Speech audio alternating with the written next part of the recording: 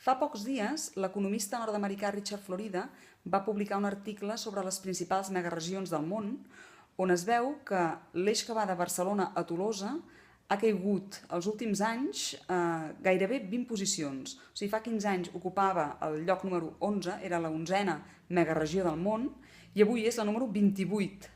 Això denota una manca de visió flagrant dels governs municipals que hem tingut els últims 20 anys. Socialistes, Trias, Colau, tots. Aquesta manca de visió ens està fent perdre el tren de la història, perquè el món està canviant i aquest canvi el lideren les ciutats. Llavors ens trobem, per exemple, que a la Xina, zones que fins fa poc eren eminentment rurals, avui són grans zones urbanitzades, grans megaregions que ocupen les primeres posicions en aquests rànquings on es veu qui lidera, qui mou l'economia global. Per tant, si no volem perdre posicions, si no volem continuar anant enrere i acabar sent un rerepaís de tercera, ens hem de posar les piles.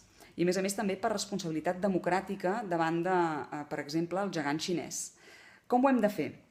Jo proposo diverses mesures. Una d'elles és omplir de contingut l'euroregió Mediterrània-Pirineus, que avui dia és una mena d'espai institucional merament retòric, merament folclòric, es dediquen a fer una esmorzada germanor un cop l'any i ja està. Per tant, omplim-lo de contingut, aliem-nos amb els alcaldes d'aquesta euroregió, amb Palma, Tolosa, Montpeller, per fer de lobby econòmic, polític, davant dels estats i davant de la Unió Europea. Per començar, s'ha d'enfortir, s'ha de fer pressió per millorar la connexió ferroviària i aeroportuària.